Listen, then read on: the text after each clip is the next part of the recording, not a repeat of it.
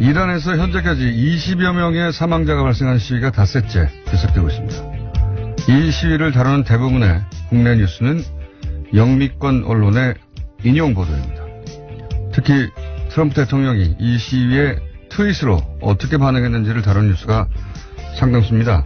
이런 국제 뉴스가 나면 가장 먼저 미국 언론을 검색해 보기 때문이겠죠. 사실 현재 벌어지는 이란의 시위와 트럼프의 주장과는 아무 관련이 없습니다. 이란 시위는 트럼프가 주장하는 이란의 테러 지원 때문도 아니고 정권의 잔혹한 인권 침해에 저항하는 것도 아니고 미국의 정책에 동조하거나 이란의 대미 전략에 반대하는 것도 아닙니다. 여기서 트럼프를 언급한다면 트럼프가 자신이 주장했던 것과는 전혀 무관한 성격의 시위를 아전인수로 해석해 헛다리를 짚고 있다. 이런 뉴스가 나와야 하는 거죠. 그리고 실제 이란인들의 시각으로 이란의 내부 문제가 무엇인지 이야기하는 뉴스가 나와야 정상입니다. 지난 겨울에 우리 촛불 시위를 우리에게 묻지도 않고 트럼프 시각으로 트럼프의 트윗으로 해석해 보도한다면 그게 어떻게 제대로 된 뉴스겠습니까? 백악관의 시각, 미국 언론의 시각이 아니라 우리 시각으로 세계를 보자는 이야기 다시 한번 하지 않을 수 없습니다. 김원준 생각이었습니다.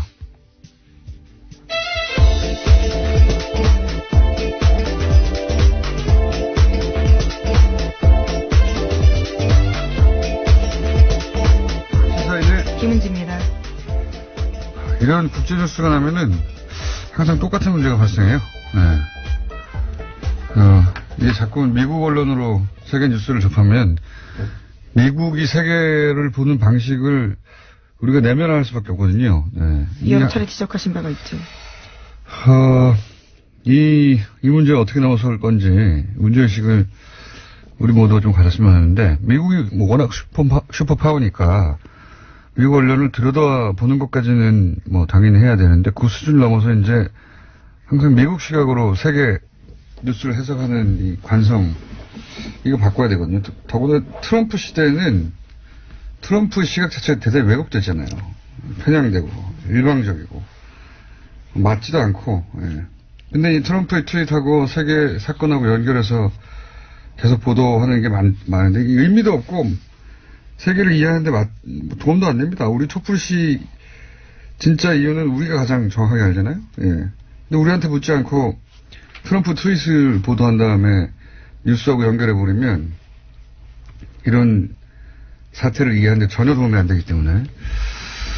그런데 이제 이란인의 시각으로 이 사태를 바라보는 뉴스가 전무한 것이 우리가 그만큼 지역 전문가가 없다 보니까. 예. 뉴스 공장은,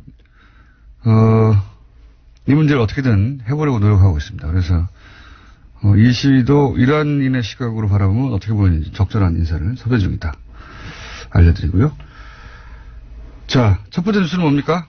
네, 새해에도 계속되는 질문입니다. 다스가 누구 거냐라는 질문에 대해서 전직 직원들의 대답이 이어지고 있습니다.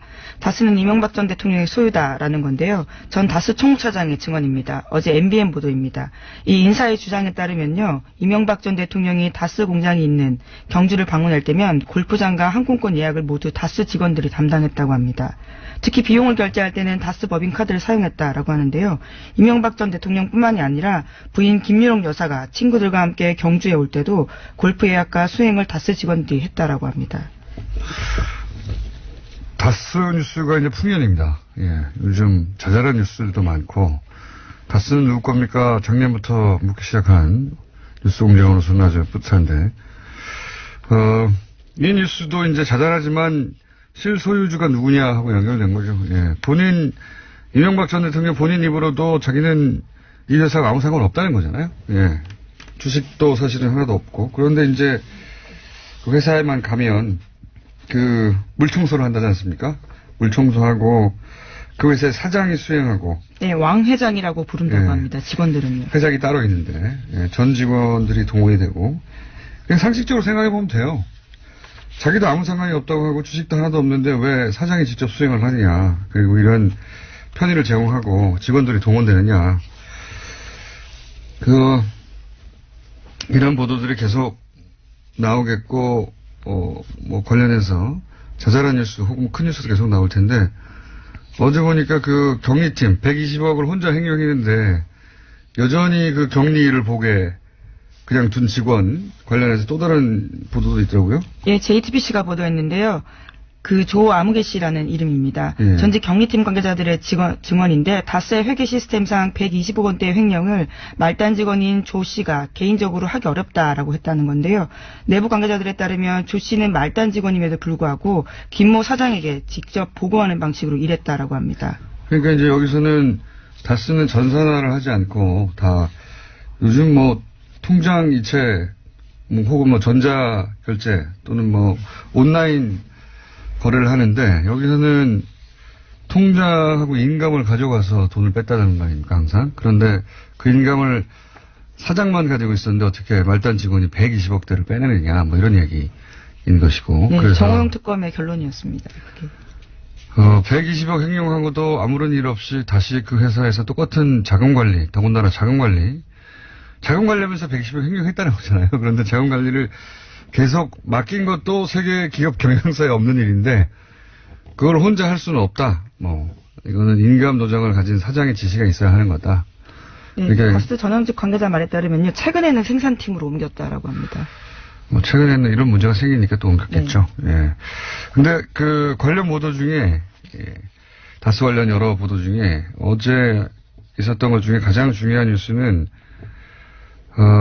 JTBC가 보도한 이명박 전 대통령의 처남 김대중 씨 사망 후에 상속세를 주식으로 물납한 거. 예. 이 플랜 다스의 개를 출범시킨 그 물납이죠. 그걸 해설한 뉴스가 어제 나왔어요. 그죠? 네, 다스의 상속세 납부 방안 문건들 보도한 건데요. 그러니까 이명박 전 대통령의 처남인 김대중 씨가 사망한 2010년 직후에 만들어진 거라고 합니다. 김 씨 추정 재산이 1,030억 원이나 된다라고 하는데요. 이것을 어떻게 납부할지에 대한 개괄적인 방안이 쓰여 있는데 이 문건은 청와대가 만들었다라고 다스 내부 제보자가 이야기하고 있다고 합니다. 그런데 상속자가요. 가장 불리한 방식으로 상속을 하라는 내용이 있고요. 실제로 그렇게 했다라고 합니다. 네, 이거는 사실 주진우 기자가 입수해서 안홍구 총장이 해설하면서 작년 9월, 10월 몇 주 동안 뉴스공장에서 계속 떠들어댔던 겁니다. 사실은 이 문건만 보면 다스 실소유주가 따로 있다는 거를 입증하는데 가장 명확한 증거 중에 하나거든요. 문건으로 남아 있으니까요. 예. 이걸 TV에서 다시 정리해 준 게 JTBC밖에 없다는 게 저는 신기할 정도예요. 이것만 정확하게 이해하면 다스 주인이 누군지 당시 명부상 최대주주였던 김대중 씨는 아니구나. 금방 누구나 알 수 있는 겁니다. 금방. JTBC면 이걸 다시 재정리해서 TV에서 보도했다는 게 이해가 안 가는데 어쨌든 한 번만 더 정리하면 자세한 정리는 9월 며칠자 뉴스공장을 다시 들으십시오. 그때 몇 주간 이야기를 했으니까. 근데 이제 이것만 이해해도 명백하거든요. 그래서 다시 한번 언급하면 상속세는 당연히 그 사망자 가족이 납부하는 거죠. 당연히. 그런데 이 문서를 보면 김대중 씨 유족은 관여를 안 해요. 자기 재산인데 자기들 재산이 어떻게 처리되는지 없어요. 예, 몰라요. 또 거기 보면 여러 시나리오가 검토되는데 김대중 씨 재산인데 이명박 전 대통령의 청계재단에 전액 출연하는 방안이 검토됩니다. 처남이 왜 자기 재산을 다 매형한테 줍니까? 미쳤나요? 굉장히 친한 사이인가 보죠. 자기 재산을 왜 다 줍니까? 예? 그리고 김대중 씨 지분을 다스가 다 사버리는 방안도 검토가 돼요. 자기 회사인데 이유가 없어요. 이유가. 잘 나가는 자기 회사를 왜 그렇게 합니까? 그리고 그렇게 자사주를 매입해서 소각하면 두 번째 주주 MB 형 이상은 씨 지분이 70%가 넘어가거든요. 최대주주가 돼버려요. 그래서 회사 지배권이 완전히 이상은 씨한테 가기 때문에 이 방안도 채택이 안 됩니다. 그리고 주식으로 상속세를 내잖아요. 우리가 다 알다시피. 그리고 나서 다스가 김대중 씨한테 보존하는 방안을 검토해요. 자기 재산을 처리하는데 왜 회사가 보존을 해요? 이건 자기 재산이 아닌 걸 보유하고 있다가 그걸 이제 처리하니까 일종의 수고비를 챙겨주는 거다. 이렇게 해석할 수 있는 것이고. 또 김대중 씨가 아예 제외되는 안도 검토가 돼 있어요. 주인인데. 예. 그리고 김대중 씨가 어제 JTBC도 잠깐 언급한 걸로 아는데 진짜 주인이면 그냥 자기 명의로 된 부동산 많았잖아요. 예, 그걸로 내면 됩니다. 예. 왜냐면은 다스는 조 단위 매출을 내는 회사잖아요. 근데 그 회사 주식을 내놔요. 부동산은 팔고 배당받아서 또 사면 되는 거에 불과합니다. 굉장히 불리한 방식으로. 근데 회사의 지배권을 아예 넘겨버려요. 바보고 이런 바보가 어디 있습니까? 부동산 냅두고. 부동산은 또 사면 되는 건데 부동산은 냅두고 황금알을 낳는 회사의 지배권을 다 넘겨버리잖아요. 실제로 지배권을 잃게 됩니다. 그래서요. 그러니까요. 정말 이상한 게 김재정 씨 가족이 회사를 상속받는 과정에서 거꾸로 회사의 소유권을 상실해요. 자기 게 아니다라는 증거일 수 있는 거죠. 네, 말이 절대로 안 돼요. 예, 말이 절대로 안 되고 이명박 대통령 측에서는 이제 다스 비자금 이야기 혹은 다스 실소유주 논란이 황당하다 이런 반응도 있잖아요. 네, 그렇죠? 어제 채널A가 그렇게 보도했습니다.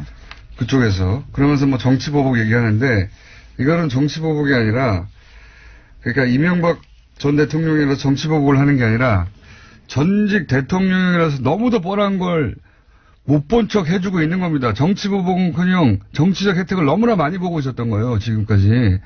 너무 명백한데 하지만 이명박 전 대통령 쪽에서는요, 이런 이야기합니다. 막연한 추측으로 상식에 맞지 않는 이야기하면서 수사하고 있다. 그러면서요, 수사할 사안도 아니고 완전한 무법천지다라고 반발하고 있습니다. 무법천지를 누렸죠, 본인들이. 이건 너무 명백한 겁니다. 대통령이었기 때문에 넘어가 준 거예요. 네? 게다가 다스 전 직원 같은 경우에는 다스가 이명박 전 대통령 소유다라고 진술했더니 이에 대해서는 그 사람들은 다스에 대해서 정확하게 알지 못한다라고 반박했습니다.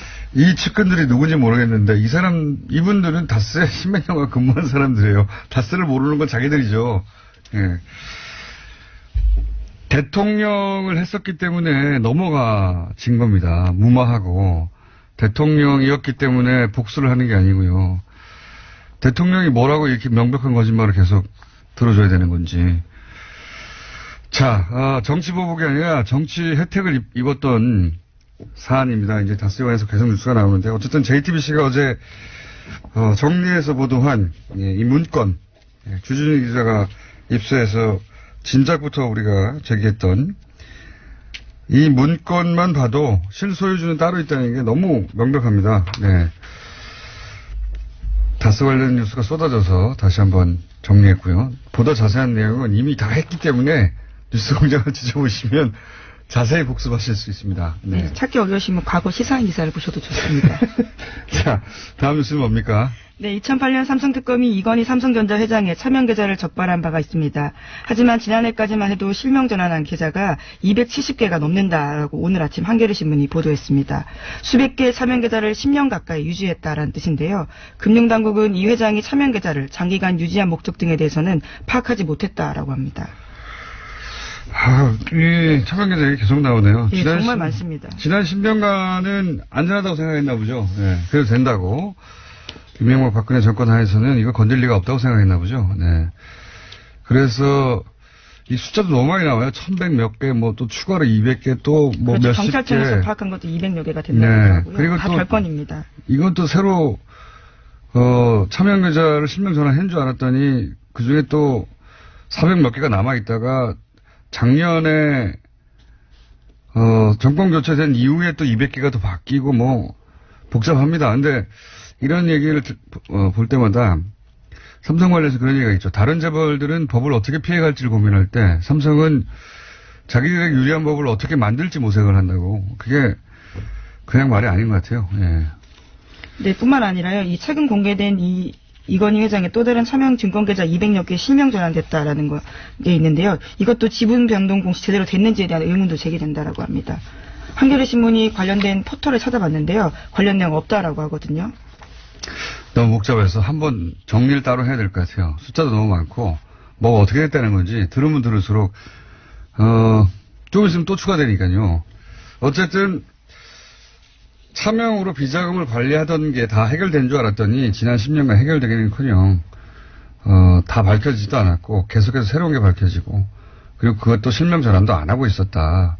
무슨 배짱이었냐 뭐 이런 뉴스입니다. 예. 밝혀나가야죠. 차근차근 다. 삼성이라고 해서 받을 수는 없는 거 아닙니까? 자, 다음 수는요? 네, 어제 통일부가 남북 고위급 회담을 오는 9일에 판문점에서 열자고 북한에 제안했습니다. 평창 올림픽 선수 명단 제출 마감 날짜가 오는 29일로 다가온 만큼요. 서둘러서 만나자라는 건데요. 회담 참석자를 고위급으로 하자라는 제안도 덧붙였습니다. 이건 뭐 김정은 위원장이 제안을 먼저 했으니까 여기에 대해서 화답하는 건데 그거 반응이 나오긴 나오겠죠. 근데 이제 우리 애를 충분히 태운 후에 나오겠죠. 북한의 패턴이나 방식으로 보자면 바로 응답은 안 하겠죠. 예. 네, 어제 조명근 장관 같은 경우에는 고위급 회담 제의를 관련해서는요. 북한과 사정교감은 없었다라고 밝힌 바가 있습니다. 하지만 미국과는 긴밀하게 협의했다라고 합니다. 알겠습니다. 뭐 응답이 있긴 있겠지만 금방 있지는 않을 것 같고요. 자, 다음 뉴스는요. 네, 해가 바뀌어도 여전히 박근혜 전 대통령은 법정에 나오지 않고 있습니다. 국선 변호인이 심지어 박근혜 전 대통령의 건강 상태를 확인해달라고 재판부에 요청했는데요. 서울구치소에 병상조회 신청을 낸 겁니다. 국선 변호인단은 박근혜 전 대통령이 몸이 좋지 않다고 하는데요. 사실조회에 적시된 여러 내용을 확인할 필요가 있다라고 주장했습니다. 그래서 법원이 이를 확인할 필요가 있다면서 신청을 받아들였습니다. 주로 관절염 쪽으로 호소하시더라고요. 발가락으로 시작해서 그 다음에는 무릎 통증, 그 다음에 허리 통증 이런 걸 자주 호소했던 걸로 기억하는데 발가락 무릎 통증 때문에 재판을 거부한다는 얘기는 제가 처음 들어봤습니다만 역시 전직 대통령이라서 어찌하지 못하고 지금 변호인단도 안 만난다는 거잖아요. 아무도 안 만나고 아마도 선고할 때도 안 나올 것 같아요. 예. 그래서 본인은 그렇게 당했다라고 하는 그런 스탠스를 취하려고 하는 것 같습니다. 네. 아프실 예정이라고 오래전부터 얘기했는데 계속 아프실 예정을 실행하고 계시고요. 다음 뉴스는 뭡니까? 네, 국방부의 군 사이버 댓글 사건 조사 TF가 있는데요. 여기서 2013년 당시 군 수뇌부가 군의 대선 개입 사건의 실체를 축소 은폐했다라는 의혹에 무게를 두고 조사를 벌이고 있다라고 합니다. 2013년만 하더라도 국방부 조사본부는 이태하 신의전단장의 개인적 일탈이다라고 밝힌 바가 있는데요. 당시에는 전현직 사령관 등 군 수뇌부의 정치 개입 없었다라고 밝힌 바가 있습니다. 하지만 이에 대한 재조사가 좀 무게를 싣고 진행되고 있다라고 합니다. 이건 저희가 2주 전쯤에 다룬 것 같은데, 군이, 군을 수사할 때, 생기는 문제, 압수수색을 하라고 했더니, 압수수색을 못한다고 해서, 거기 가서 검색으로 찾고 있다는 거 아니었습니까? 키워드 검색하고 있다는 거죠. 이거 말도 안 되는 건데, 사실은 키워드 검색에 안 걸리게 얼마든지 만들 수 있거든요. 문서를 간단히 암호화할 수도 있는 것이고. 근데 그 압수수색을 못하게 하니까, 압수수색 영장이 있는데도 못하게 하니까, 그래서 제대로 수사가 되겠는가. 네, 4주째 압수수색하고 있다라는 보도도 있었습니다. 말이 됩니까? 압수수색은 들어가서 바로 가져가면 되는데. 아주 굉장히 기습적으로 해야 되는 상황인데. 그리고 생각해보면 24시간 그 검색을 할지도 않을 거 아니에요. 퇴근한 다음에는 그 PC를 건드리면 누가 합니까? 프리징도 못 한다는 얘기인데. 게다가 전력이 있잖아요. 국방부에서는 초기에는 사이버 사령부 에서 댓글 단계 개인적 일탈이라고 했었거든요. 그때 국정원 대응하고 판박이죠. 국정원도 저 꼬리 자르기 했었습니다. 네, 개인적 일탈이라고 했었고 이게 말도 안 되는 게 매일 보고서를 작성해서 사인 받고 결제 받고 했다잖아요. 어떻게 개인적 일탈입니까 그게. 매일매일 보고했다는데. 네, 2013년 당시에도 조사하던 사람들은 이에 대해서 제대로 해보려고 했었는데 헌병 수사관이 질책받고 오히려 다른 팀으로 옮겨졌다라고 합니다. 그러니까 군이 이제 이 결과 발표를 일단 보긴 봐야 되겠습니다만 군이 수사해서 결과를 발표했는데 미흡하다. 처음부터 다시 해야 됩니다, 이건. 네. 특히 군의 정치 개혁은 그 어떤 국가 범죄보다 철저히 따져서 다시 이런 일이 없지 해야 되기 때문에 군이 그 역할을 스스로 못하면 그런 기회가 주어졌는데 다시 해야 된다고 봅니다, 저는. 처음부터. 구태타가 볼 게 아니에요. 예. 군이 정치에 개입하면 구태타인 거지. 자, TF의 결과를 기다려보겠습니다. 나오면 또 그때 이야기하는 것으로. 지금까지는 대단히 만족스럽지 않다. 예, 여태까지 나온 뉴스들을 종합해보면. 자, 우리 PD가 27분까지 해야지 된다고, 사인을 보내고 있는데. 네, 1분 남았습니다. 1분이 아니라, 1분도 안 남았는데. 예. 주요한 뉴스 제목만 짚고 넘어가죠. 예. 네, 자유한국당 최경환 이우현 의원의 구속영장 실질심사가 오늘 열립니다. 두 사람 두 사람은요, 각각 영장 청구 후 23일 또 8일 만에 열리게 되는데요. 회기 중에는 국회 동의 없이 체포구금되지 않았기 때문에 드디어 열리게 되는 겁니다. 윤석열 전 부산 판사님이 소환될 사건이 또 있네요. 영장이 기각될지 발부될지에 따라서. 그리고 또 어떤 뉴스가 있습니까? 네, 트럼프 대통령이 2018년 트위터로요, 파키스탄을 공격했습니다. 이에 대한 비판이 있자요, 트윗에 대한 엄포로만 끝나지 않고 미국 국가안보위원회가 파키스탄에 대한 규모 2천억 원대 규모의 원조 계획을 보류한다라고 발표했습니다. 트럼프 대통령은 나중에 역사에 기록될 거예요. 예. 성명으로 할 내용, 혹은 뭐, 공식적으로 발표할 내용을 다 트윗으로 그냥 해버리니까, 트윗을 해놓고 좀 이따가 트윗을 바꾸기도 하고요, 내용을. 말도 안 되는 거라고 봅니다, 네. 근데, 트윗으로 다 해요, 트윗으로. 예. 자, 정치를 트윗을 하는 최초의 대통령이자, 제 생각엔 마지막 대통령이 될 것 같아요. 여기까지 시간이 됐네요. 자, 지금까지 시사인의 김은지였습니다. 감사합니다. 자, 새해 들어서 거의 모든 언론사가 여론조사를 쏟아내고 있습니다. 네. 저희는 여론조사를 하지 않았지만 남들이 해놓은 걸 조각 분석하도록 하겠습니다. 두 분 나오셨습니다. 박신영 유엔지 코리아 부대표 나오셨습니다. 안녕하십니까? 네, 반갑습니다. 박신영입니다. 네. 배종찬 리서치 본부장님 나오셨습니다. 안녕하십니까. 새해 복 많이 받으십시오. 복 많이 받으시고요. 두 분 다. 네. 네. 이게 이제 비디오로 보시는 분들이 이게 나가는지 모르겠는데 이게 덩치 매치입니다. 거의. 네. 예. 덩어리가 큰 분들이 나오셔가지고 제가 외소해 보여가지고. 아니, 전혀 아닙니다. 전혀 아니긴요. 제일 큰 분이. 공장장님께서 제일 크십니다. 네. 배종찬 본부장님이 뭐 우열을 가리기 힘든 덩치들이긴 한데 네. 제일 큽니다. 제가 보기엔. 씨름단 아닙니다. 네. 그러니까 여기 아마 외국인이 이 방송을 보면 한국 씨름단이 나와서 스포츠에 관련된 이야기를 한다고 생각하지 않을까. 네. 네. 그런 등치들이 나와서. 자, 여론조사 굉장히 많이 나왔어요. 여기저기서. 네. 근데 이제 윈지 코리아나 리서치가 한 건 없죠? 확인했습니다. 리서치도 확인했습니다. 신년 여론조사를 발표했습니다. 네. 알겠습니다. 근데 이제 특정 여론조사 기관이 한 거 말고 혹은 네. 특정 언론 기관이 한 거 말고 전체적인 추세를 10개 다 읊을 수는 없으니까요. 네. 추세를 보는 것으로 해보죠. 우선 연초에 문재인 정부 평가는 어떻습니까? 연초에. 실제로 지난 연말에는 대개 이제 70%를 오가는 것으로 예. 오르내리가 했는데 실제로 연말에 전화면접 조사로 해보니까 70% 후반대, 75, 77, 8 더 올라갔습니다. 그게 무슨 효과입니까? 연말 연시 효과입니까? 한 해를 돌아보면서 전체적으로 보니까 괜찮았네 이런 건가요? 네, 그런 것 같습니다. 그래서 대개 이제 전화면접 조사를 하면 ARS 조사에 비해서 대체적으로 정치 고관여층이 아닌 소극적 관여층들이 응답을 많이 하는데요. 그래서 이제 흔히 말하는 중도층들이 많이 잡히는데 그런 층에서 대통령에 대한 우호적 시각이 상당히 두텁다는 것이 확인되고 있습니다. 그런데 연말 들어서 더 그런 어떤 현상들이 높아진 것 같습니다. 본부장님 보시기 어떻습니까? 대통령 지지율 그러면 이제 주로 이제 12 일종의 딴지일 수도 있는데 왜 이렇게 높으냐?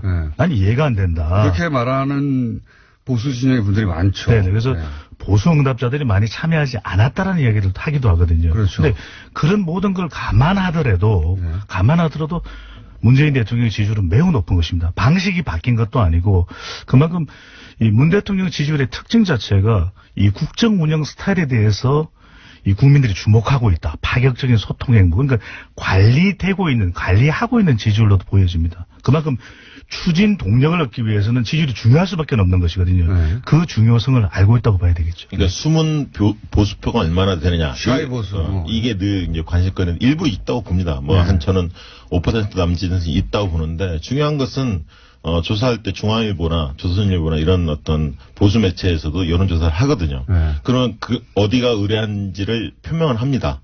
조선일보 의뢰로 중앙일보 의뢰로 한다. 이런 사실을 밝히기 때문에 보수층이 대거 숨었다. 이거는 굉장히 착각이라고 생각합니다. 있을 수는 있지만 크지 않다. 그렇게 크지 않다.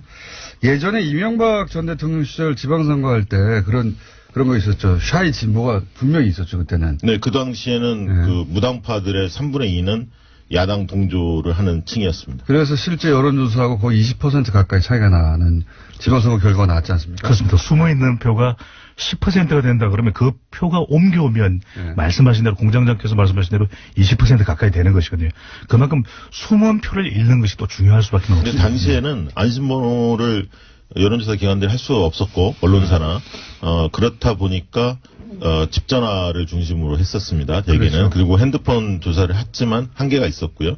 그러다 보니까 최근에 이제 안심번호가 그 선관위에서 제공하는 그때도 본사에서 집 전화를 했었어요, 맞아요. 예, 예. 그렇기 때문에 차이가 큰 거고요. 대표성이 없다라고 이야기를 하죠. 그러니까 2010년만 하더라도 집 전화로 하는 것이 아주 대표성이 있겠다라고 생각했는데 급속도로 이 휴대폰이 보급된 이 현상을 좀 반영하지 못했던 것이 2010년의 결과였죠. 예, 그렇기 때문에 최근 조사는 상당히 정확하다 이렇게 보시면 됩니다. 당시 여론조사 기관들 엄청나게 욕먹었죠. 저희는 맞췄습니다. 욕 먹었으니까 오래 사는 겁니까?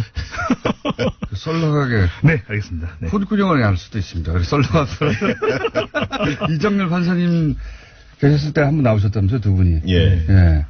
끝나고 뒤풀이가 더 길었습니다. 예. 예. 그때하고 똑같다고 생각하시면 안 됩니다. 알겠습니다. 네. 정신 차리겠습니다. 네.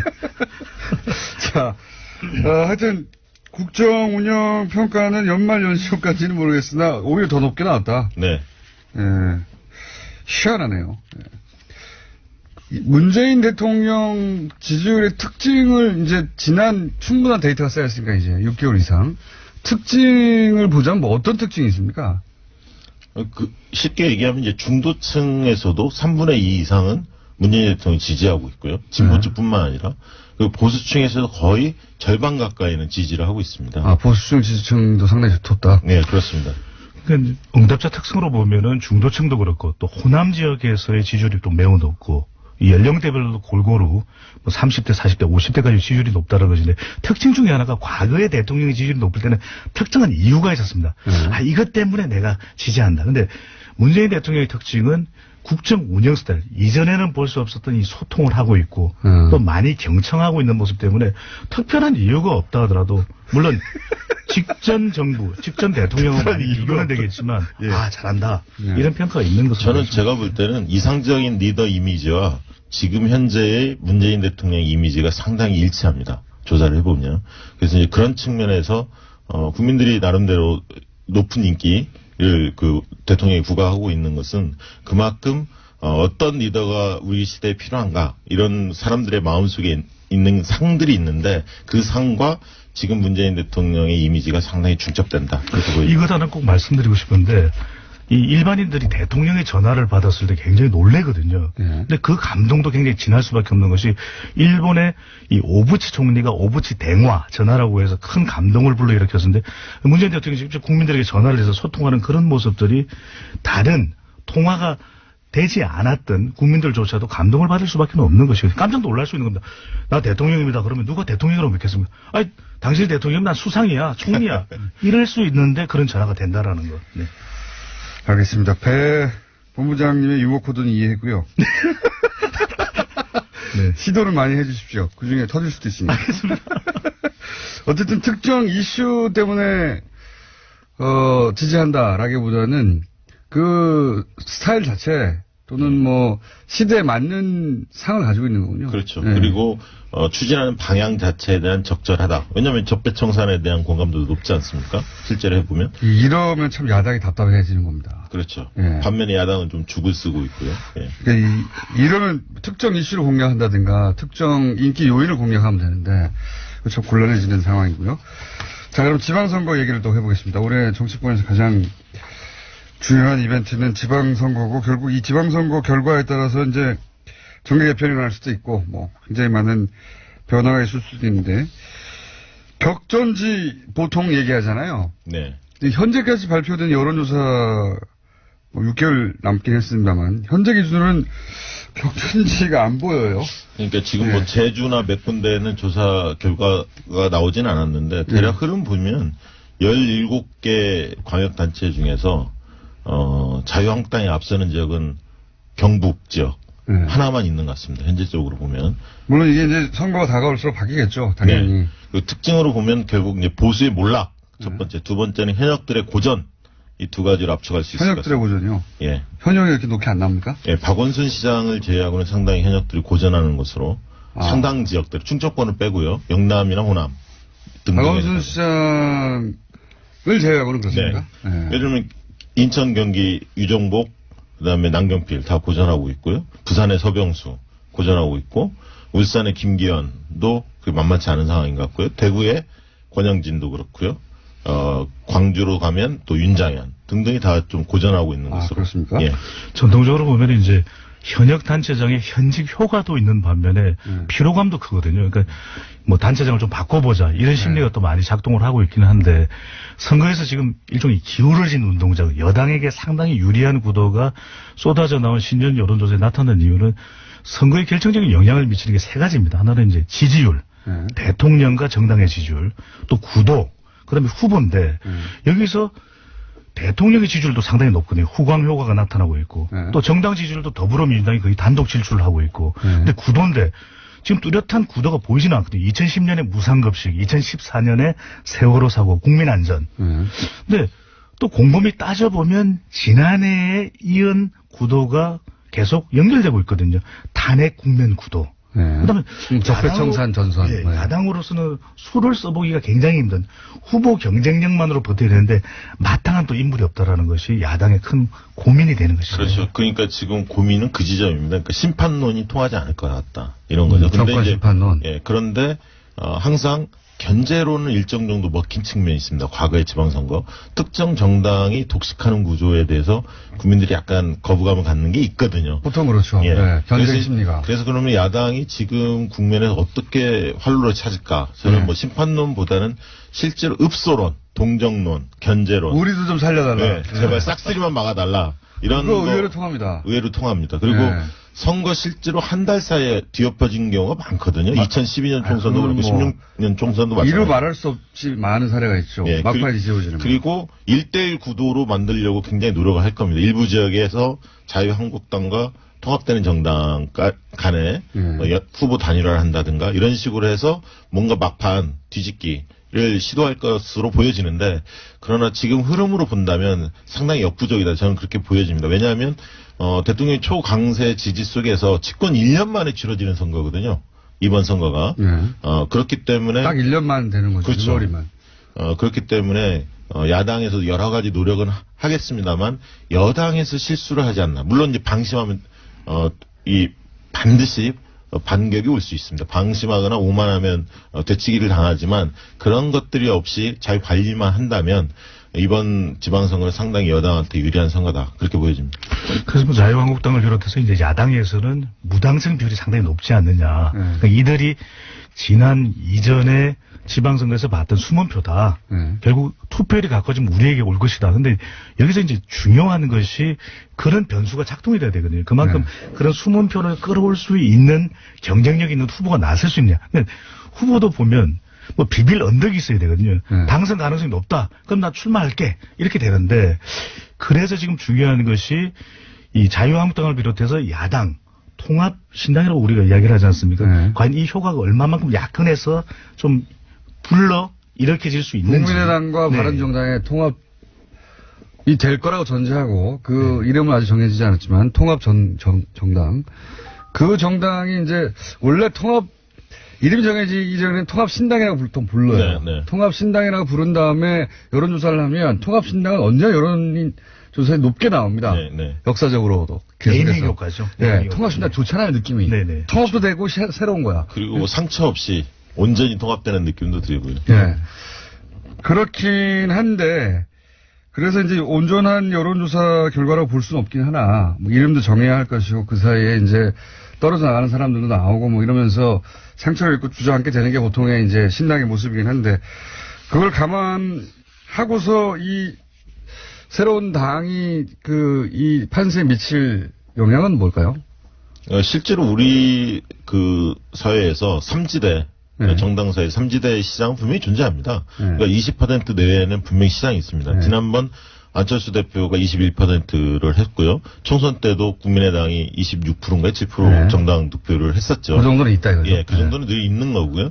그런 측면에서 지금 통합신당이 15에서 20% 선에서 정당 지지율, 가상 지지율인데요. 기록하는 거는 가능할 수도 저는 있다고 봅니다. 캠페인 효과가 극대화된다면. 다만 이게 이제 상처 없이 가야 하는 거고, 아까 그 국민의당과 통합하는 과정에서 많은 분이 떨어져 나간다든가, 바른정당에서 뭐 남경필 지사나 등등 주요 인사들이 이탈을 했을 경우에는 그렇게까지 시너지 효과는 없는데, 다만 좀 주목해서 봐야 할 지점은 이게 왜 좀 시너지가 있느냐. 그 자유한국당이 그야말로 대안으로 못 써 있기 때문에 그런 거죠. 그리고 두 번째는 유승민이라는 상당히 보수에서 매력적인 카드가 아직은 상처를 덜 받았습니다. 안철수 대표는 굉장히 상처를 많이 받아서 비호감도가 굉장히 높은 반면에 유승민 대표가 살아있는 거죠. 비호감도가 높게 나옵니까 요즘? 안철수 대표? 굉장히 높습니다. 여론조사로. 예, 그래서 실제로 서울시장 지금 여론조사 해보면 유승민 대표가 안철수 대표보다 훨씬 높은 것을 확인할 수 있습니다. 몇몇 조사에 드러났는데요. 예, 그렇습니다. 말을 우리가- 갑자기 끝내셔가지고. 우리가 지금 효과가 있느냐 효과가 없느냐 예. 공장장께서 말씀하셨던 대로 신당이라고 하는 이름은 일단 주목을 받게 되는 효과가 나타나는 통합신당 것이거든요. 이름이 항상. 그러니까요. 예. 또 이것이 이 폭우냐 가랑비냐. 예. 폭우면은 아주 영향력이 클 텐데 그렇지 않더라도 가랑비 정도만 돼도 우리가 가랑비에 옷 젖는다 그러지 않습니까? 예. 그러면 이 효과는 분명히 나타나는 것이 적어도 선택지를 줄여주는 것이거든요. 바른정당과 이 국민의당이 통합되면서 선택지가 3개 정도로 정리가 되는 셈입니다. 예. 더불어민주당, 자유한국당, 그리고 통합신당. 정의당도 있습니다만. 네, 물론 예. 정의당도 있어요. 정의당의 파괴력을 결코 무시해서는 안 되는 것이고요. 근데 여기서 그렇게 되는 경우에 여론조사 결과에서 보여지는 것은 자유한국당하고 상당히 경쟁하는 정도의 수준은 올라선다라는 것이거든요. 그러니까 더불어민주당의 위협적인 존재는 안 되겠지만 내년 지방선거에 적어도 광역단체장에 뭐 큰 영향을 주지는 못하겠지만 기초단체장도 있거든요. 후보에 훨씬 더 주목하게 되는 것이 기초단체장. 강역의원 선거 정도에는 영향을 줄 수 있다. 이런 또 분석도 그러니까 가능합니다. 이 선거에 있어서 지방선거는 총선과 조금 다른 특성이 있습니다. 뭐냐면 우리 편을 그냥 무조건적으로 지지하는 게 아닙니다. 예. 같은 값이면 우리 편을 지지하지만 능력에 대한 차이가 있으면 잘할 사람을 뽑는 선거가 지방선거입니다. 그래서 인물 요인이 상당히 큰 선거예요. 역대 다 그랬습니다. 특히나 젊은 층일수록 무조건적인 지지가 아니라 조건부 지지를 보내고 있습니다. 근데 오히려 장년층, 노년층들은 무조건적인 지지를 합니다. 그러니까 번호 보고 투표하는. 그렇죠. 예. 거기는 정당 요인이 큰 거고요. 장년층은 예. 젊은 층은 인물 요인을 높게 보고 있습니다. 그런 점을 감안했을 때 여당이 그 낙관을 할 수는 없는데 다만 이런 점은 있습니다. 문재인 정부의 중간 평가로 지방선거를 지금 몰고 가고 있거든요. 야당도 그렇고 언론도 그렇게 몰고 가고 있는데 중간 그것은 이게 너무 짧지 아니, 않습니까? 그러니까 중간 평가로 몰고 가면 몰고 갈수록 야당이 늪에 빠지게 돼 있습니다. 대통령 선거로 가면 이 부분이 하나 대통령 지지율이 너무 높기 때문에. 그렇습니다. 두 번째는 개헌 정국이 있다는 겁니다. 물론 네. 개헌이 그 지방선거 동시투표가 안 될 가능성이 높습니다만 이 과정에서 지방 분권에 대한 어떤 국민들의 공감대가 상당히 커지다 보면 개헌, 지방 분권을 강화하자는 개헌에 대해서 반대하고 있는 자유한국당 이 부분들이 지방선거에 나서는 기초단체장이나 광역단체장 자유한국당 후보들로서는 굉장히 곤혹스러운 대목입니다. 때문에 이 분권을 그 전면에 내세워서 이 개헌 드라이브가 걸렸을 때 자유한국당이나 바른정당 이런 분들이 굉장히 고전할 가능성이 있다는 거죠. 보수 야당이 그러면 살 수 있는 방법은 아까 말씀하신 읍소 네. 한 번만 살려줘. 이거 말고. 그리고 여권의 어떤 오만과 이런 어떤 방심 속에서의 어떤 뭐 자중질환이 당내 경선에서 뭐 파열음이 난다든가. 건방진 태도를 보인다든가. 네. 예상을 뛰어넘는 공천도 중요한 또 변수가 될 수 있을 것으로 보여지거든요. 왜냐면 우리가 의외의 광역단체장만 주목을 하는데 기초단체장의 경우에는 우리가 잘 모르고 있지만 또 기초단체장에서 얼마만큼 당선시키느냐, 강의의원 또 정당 투표도 있고 교육감 선거도 있거든요. 그러니까 이런 데서 아예 예상하지 못했던 그런 인물들을 등장시킬 경우에 그런 부분도 선거에서 중요한 변수가 될 수 있는 부분이거든요. 네. 네. 그리고 하나 말씀을 더 드리면 이 지방원들도 굉장히 중요합니다. 그러니까 기초원, 광역의원을 우리가 뽑지 않습니까? 광역단체장, 기초단체장을 뽑듯이. 왜 중요하냐면 지난번 성남시 사례를 보면 기초원들 중에서 자유한국당 출신 의원들이 반대를 해서 복지에 관련된 그렇죠. 획기적인 맞습니다. 정책들이 예. 시도 자체가 안 되는 거예요. 시장만 뭐 바뀌면 다 바뀔 줄 아는데. 네, 그리고 거기서 다 통과돼야 되니까. 그렇죠. 앞으로 이제 자치분권이 강화되면 강화될수록 지방의회의 위상과 권한이 커집니다. 그래서 우리가 광역단체장을 잘 뽑을 게 아니라 지방의원에 대해서 신경을 써야 한다는 거죠. 국민의당과 바른당 통합 요 자체만 놓고 보자면 국민의당과 바른당이 어떻게든 통합은 될 거라고 보시죠, 두 분 다. 우여곡절이 있어 보이는데 그건 이제 네. 왜냐하면 지지층을 보더라도 완전히 일치하지는 않거든요. 중요한 것이 우리가 얼마만큼 효과가 있느냐가 두 당의 이 구성원들이 통합되는 거 중요해요. 지지층들이 통합이 돼야 됩니다. 그렇죠. 그래서 이제 그렇죠. 시너지 효과가 나타나야 되는데 네. 그러기 위해서는 통합 과정이 매우 중요하다는 거죠. 아주 순조롭고 또 갈등을 봉합해가면서 통합하는 모습을 보여줬는데 이것을 얼마만큼이나 잘할지가 이제 관건입니다. 순조로울 리는 없다고 봅니다. 네. 네. 근데 이게 잘 보셔야 할 게 지금 통합 반대파하고 통합 추진파가 있는데 어쨌든 통합이라는 프레임 속에서는 당연히 통합파가 우위를 점하고 있고 통합은 단어가 좋잖아요. 네. 그 네. 두 번째는 뭐냐면 누가 새로움을 주고 있느냐는 겁니다. 네. 그러니까 통합 반대파가 새로움을 주지 못하고 있어요. 지금 잘 보시면. 네. 그래서 늘 사람들은 어떻게 가나 지금의 형태로서는 국민의당이나 바른정당이 지방선거에서 살아남기 힘들고 총선이나 대선에서 전망이 없다. 이게 이제 일반적인 국민들의 인식입니다. 그런 인식 속에서 뭔가 탈출구를 마련해야 하는데 반대파는 별다른 대안을 내놓지 못하고 있고 통합파는 어떻게든 뭐 새로운 탈출구를 향해서 뭔가 몸부림을 치고 있다는 거죠. 그런 측면에서 새로움이라는 그런 자산, 이미지를 좀 통합파가 틀어지고 있는 게 아닌가. 근데 선거에서 중요한 게 보면은 지방선거를 보더라도 결국에는 이게 이 국민들을 위한 또 지역 주민들을 위한 이 공약이 사라져버리거든요. 잘 모르게 되거든요.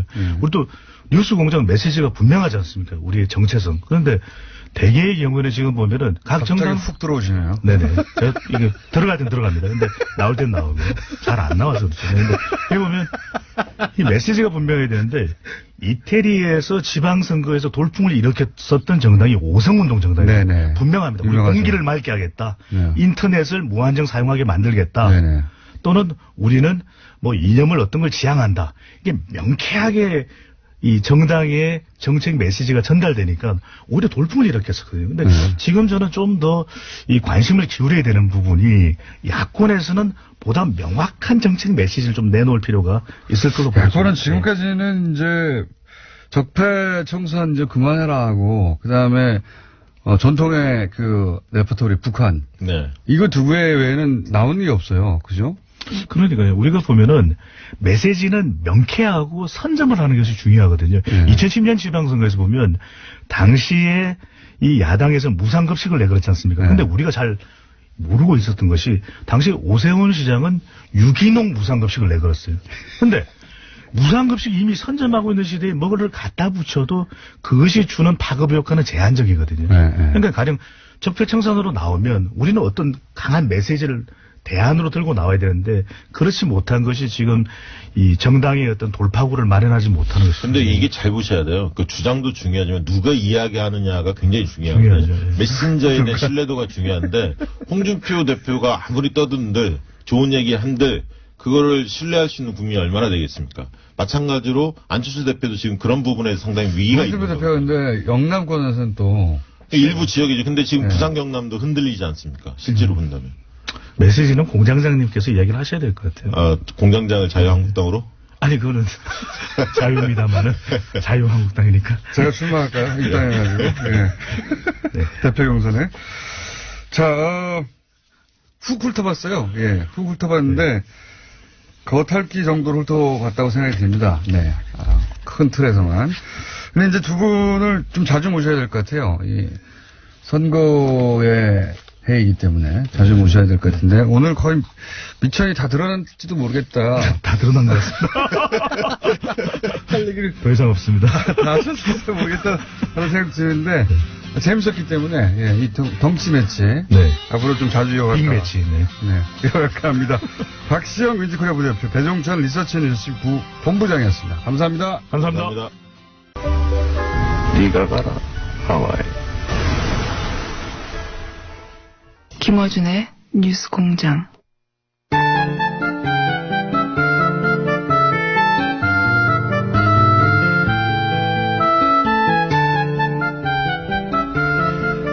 뉴스공장의 대표 코너 노르가즘 정의당 노회찬 원내대표 나오셨습니다. 안녕하십니까? 네, 안녕하십니까.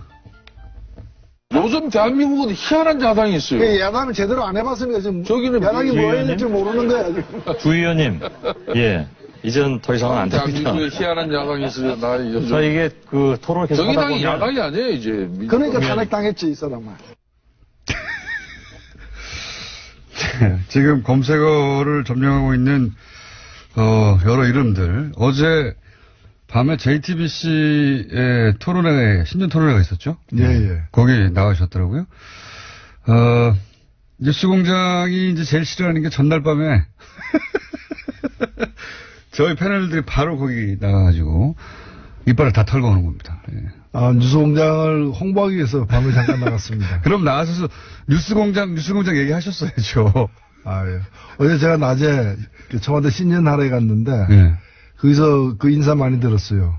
김어준의 뉴스공장 잘 듣고 있습니다. 당연한 건 전 국민이 듣고 있으니까. 공영방송입니다. 확인되는. 청와대 뵐 수 있습니까? 들어야지. 자, 근데 어제 가만히 매치업을 생각해보면, 썰전과 뉴스공장의 패널, 양쪽에 나와가지고 믹스 매치업을 했어요. 그죠? 예, 그렇게 됐네요. 예, 보면 그렇게 됐습니다. 요 멘트, 어제 이제 보신 분들도 있겠지만 못 보신 분들을 위해서 요 멘트는 어떻게 나온 건지. 예. 최근에 그 벌어진 아랍에미리트와의 어떤 모종의 스캔들이 있는 게 아니냐, 국가적인 마찰이 있는 게 아니냐라는 그 자유한국당 의혹 제기에 대해서 기본적으로 그 관련자들이 거의 다 전 정권 사람들이기 때문에 사실을 알고 싶으면은 그럼 이명박 대통령한테 물어봐라. 귀하 쪽 사람 아니냐, 집안 어른 아니냐. 근데 그리고 또 실제 실무를 담당했던 사람 중에 그 자유한국당 현역 의원도 있어요. 그래서 그런 사람한테 물어보면 누구보다도 더 잘 알 수 있는 일을 괜히 이제 뭐 정부에 떼쓰고 또 아랍에미리트에 가니 안 가니 그러면서 또 가지도 않아요. 뭐 안 만나주니까. 조사관 파견하겠다고 해놓고 가지도 않고. 그래서 그랬더니 이제 왜 정의당은 뭐 정부가 정의당에게 정보를 흘려줬다는 거예요. 제가 어제 낮에 그 청와대 신년하러에 가서 정의용 안보실장, 국가안보실장에게 물었어요. 근데 얘기해 줄 수 없다. 딱 끊어서 답을 하더라고요. 한병도 정부수석한테도 물었어요. 전혀 사실 아니다.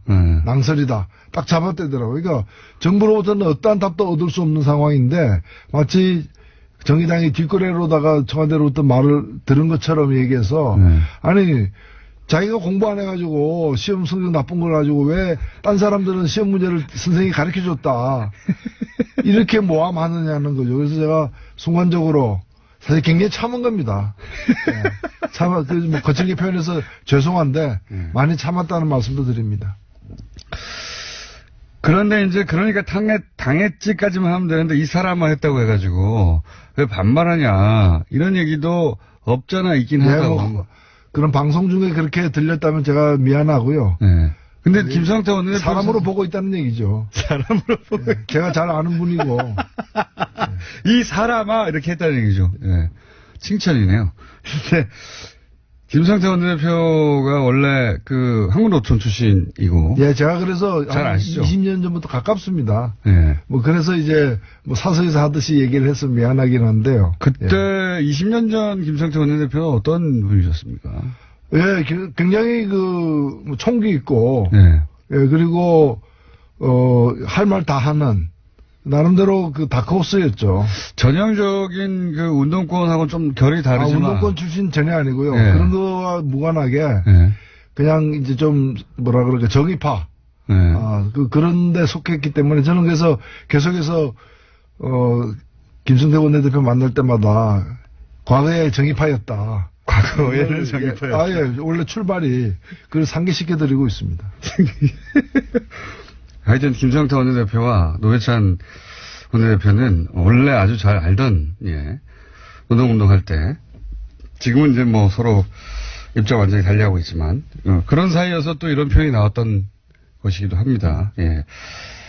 하여튼 이 토론회가 굉장히 화제예요. 지금까지도 계속 검색에 오르는 걸 보면 못 보신 분들은 다시 보기로 봐도 좋을 만큼 재밌었던 토론회였던 걸로 제가 알고 있습니다. 근데 이제 손석희 대표는 사장은 워낙 이 토론회 할 때 일정 정도 이제 과열되거나 또 시간을 잡아먹으면 자제를 시키잖아요. 네. 저 같으면 계속 싸우겠을 텐데, 그냥. 그리고 너무 멀어요, 보니까, 거리가 서로. 서로를 휘두르면 다 할 수 있는 자리로 이렇게, 응? 삿대질도 가능하고, 그랬어야 되는 건데, 안타깝다는 생각이 들고요. 저희가 한번 이 내부를 모셔가지고, 예, 난타전을 벌일 수 있도록 한번 꾸며보겠습니다. 한 명 더 부르시죠. 누구까지 손석희.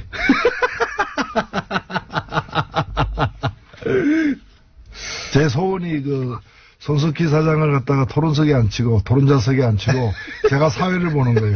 그래서 발언하면은 빨리 끝내시죠. 이렇게 잘라버리는 거 있죠. 그래서 평생 소원인데 아직 못 해보고 있습니다. 저하고 손석희 사장님하고 토론을 시키시고 사회를 봐주시면 재밌을 것 같네요. 아, 그것도 괜찮겠네. 근데 토론이 되겠습니까? 토론이 잘 안 되겠죠.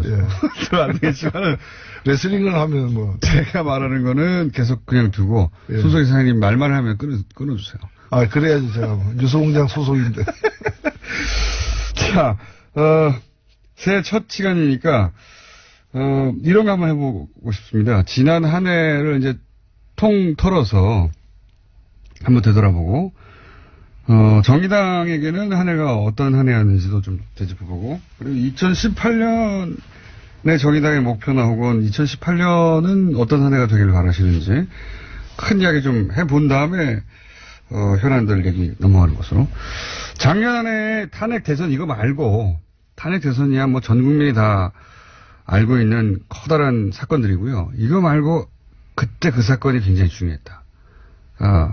개인적인 차원에서든 뭐 정당의 차원에서든 상관없습니다. 어느 날 뉴스를 보다가 저 멘트를 듣고 뭐 시대가 드디어 바뀌는구나라고 느꼈다든지 개인적인 변곡점 요때가 중요했어.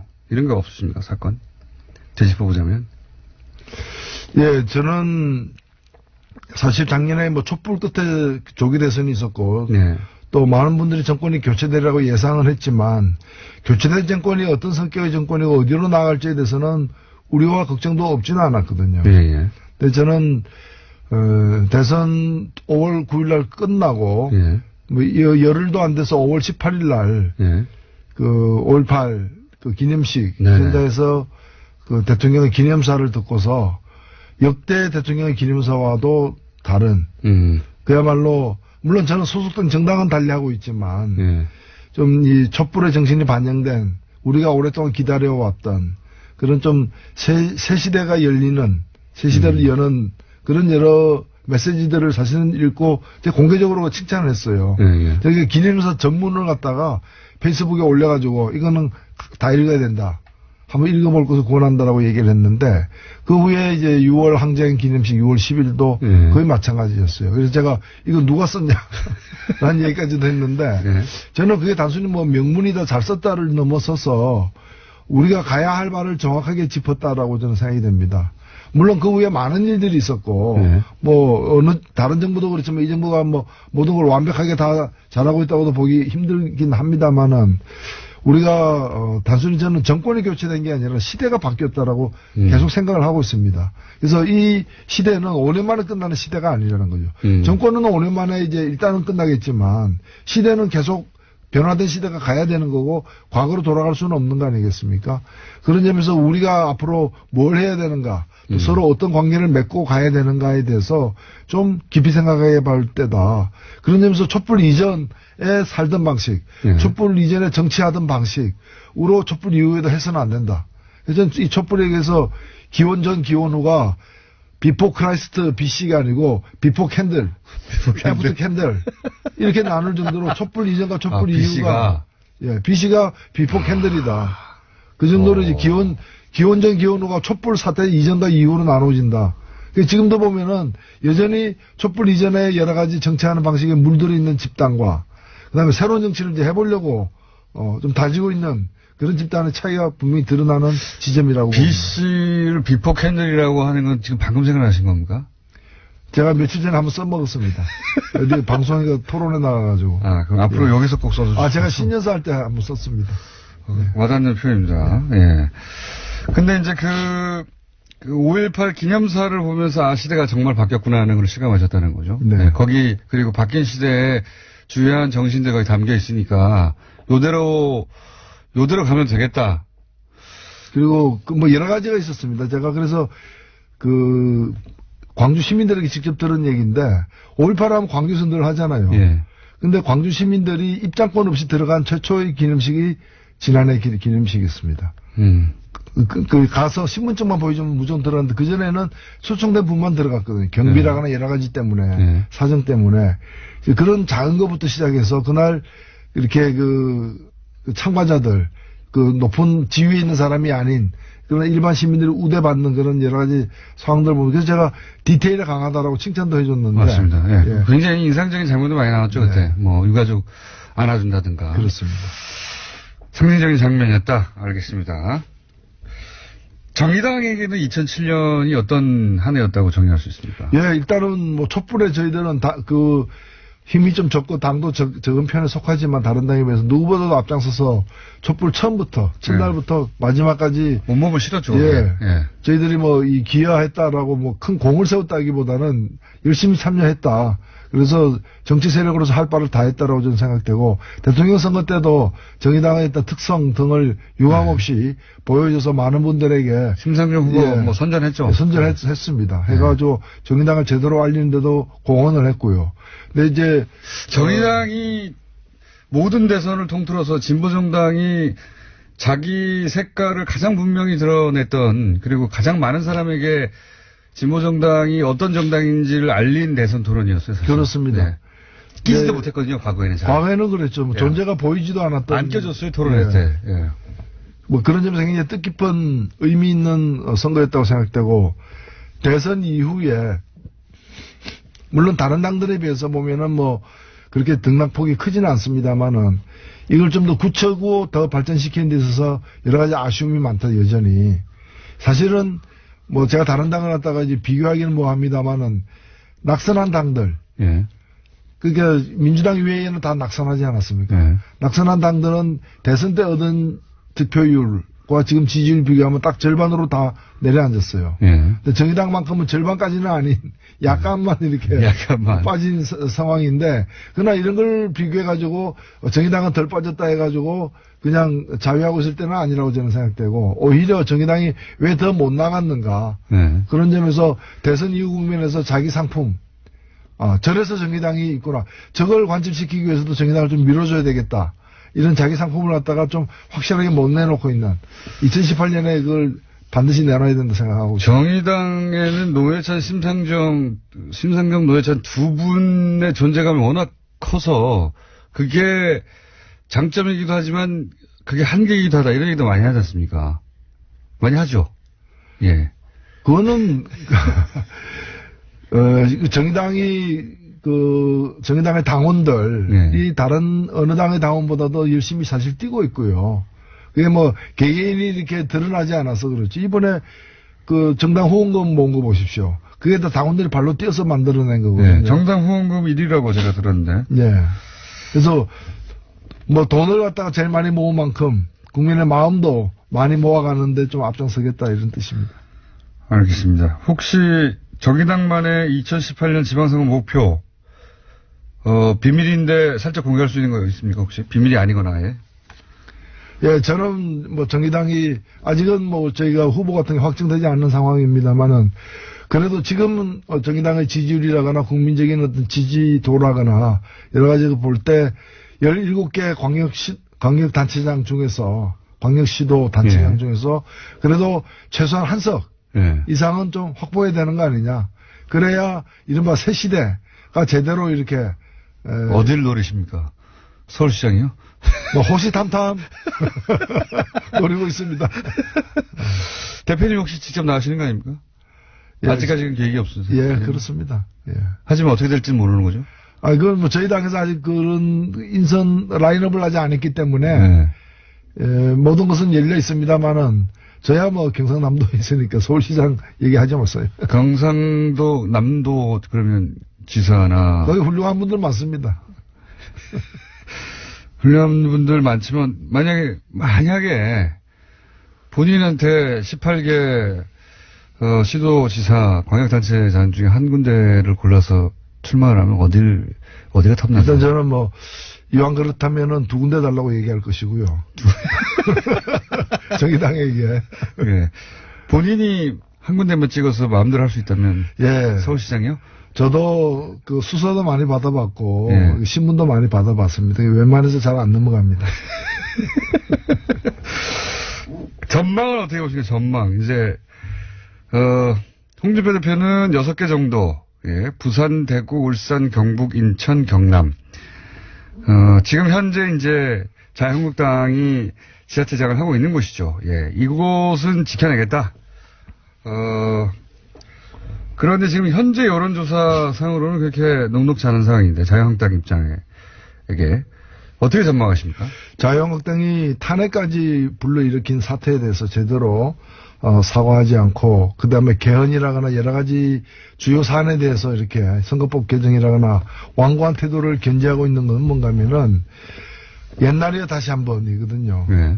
좀 지금은 힘들지만은 세상이 좀 변하게 돼 있으니까 언젠가는 과거의 영화 북위로 돌아갈 수 있다.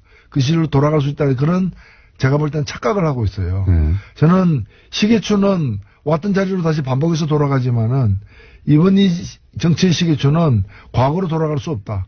과거를 만들어냈던 그 자유한국당이 여당 아니면 제1야당으로서 떵떵거리던 그 시절, 양강 중에 한쪽 축으로서 떵떵거리는 그 시절은 이미 강물이 흘러 저 바다로 떠내려간 거고 다시 그 물은 오지 않는다는 거. 그래서 자유한국당에게 이번 지방선거는 다시 원기를 회복하는 원상을 갖다 복구해 나가는 그런 선거가 될 수가 없고 오히려 괴멸해가는 점점 이렇게 힘이 빠져가는 걸 확인해주는 선거가 될 것이라는 점에서 그 6개를 얻어내는 거는 불가능하다. 불가능하다 보십니까? 예, 불가능하다. 그건 다른 나라 가서 그 선거를 치르면 몰라도 한국에서는 불가능하다. 예.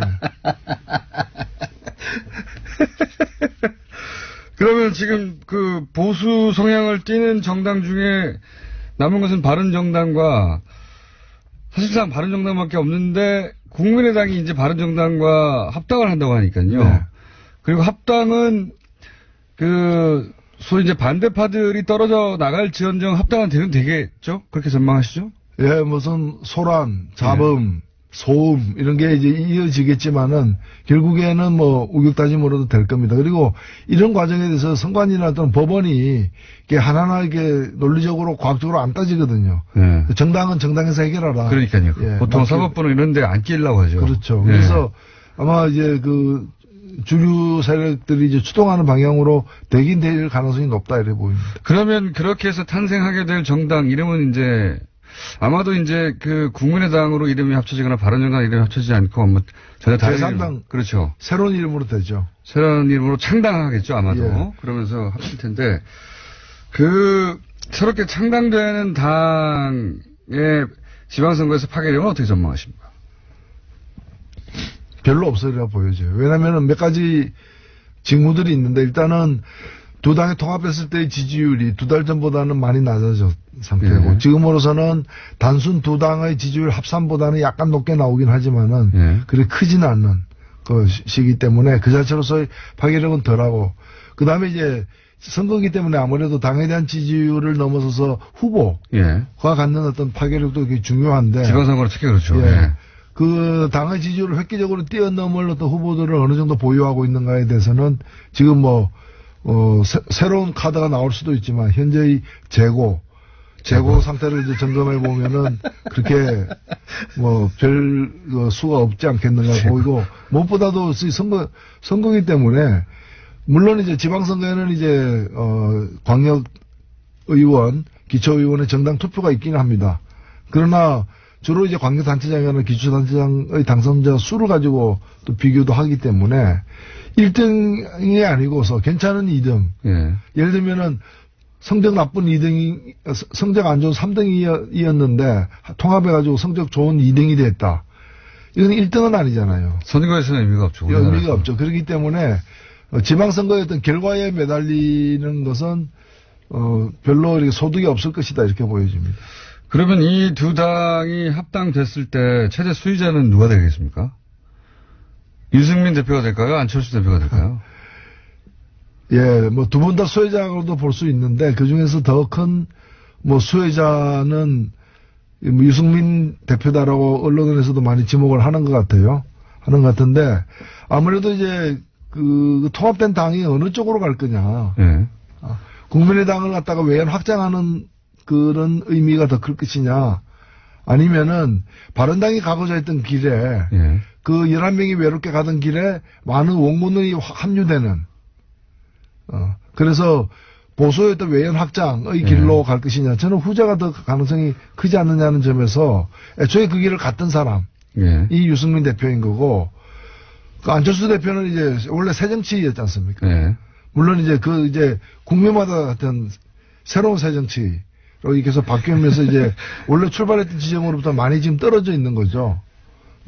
그래서 뭐 그런 점에서 볼 때 원래 가고자 했던 길을 일관성 있게 가는 사람이 더 많은 덕을 보고는 통합이 아닌가 이렇게 보여집니다. 저도 이제 그 지점이 참 이해가 안 가는데 안철수 대표는 본인이 상처를 입고 그 결과물은 왜 유승민 대표에게 안겨주는 선택을 했을까? 잘 납득하기 힘듭니다. 예. 뭐 물론 이제 이 문제를 그 다음 대선을 겨냥한 포석으로 봐야 되는 것이고 당연히 그렇게 보고 예 그런 점에서 뭐 경쟁력에서 자신이 있다는 거 자신감의 표현이라고도 봐요 저는. 사실 자유한국당의 후보가 없고 또 앞으로 만들어질 가능성이 적고 그리고 이미 있는 후보 기왕에 기어로웠던 후보 그 범위 내에서는 뭐 자신의 어떤 경쟁력이 앞선다라고 능히 판단하고 있지 않나 이렇게 그러니까요. 뭐 자유한국당에서 떨어져 나오는 분들하고 합쳐서 이제 새로운 보수다, 개혁 보수다 이렇게 표방하는 정당이 되고 그 중에서는 본인이 가장 경쟁력이 앞선다고 생각할 수는 있을지 모르겠지만 이 과정에서 입게 되는 상처 본인이 그것도 계산에 넣어보면 상처 상당히 많이 입고 있거든요. 근데 뭐 정치라는 것은 본인이 결단하고 선택한 것이고 그 결과를 본인이 수용해야죠. 저는 그런 뭐 정치인들 유력 정치인들이 받는 상처보다도 국민이 받는 상처 이런 걸 더 우리가 생각해 볼 필요가 있지 않느냐. 이 과정에서 호남의 국민의당을 지지했던 호남 유권자들이 받는 상처도 상당하겠죠. 그러겠죠. 뭐 하도 당이 이렇게 만들어졌다가 흩어지고 쪼개지고 하니까. 만약에 이 반대파들이 떨어져 나온다면 반대파의 규모가 클까요? 아니 남는 사람들의 규모가 클까요?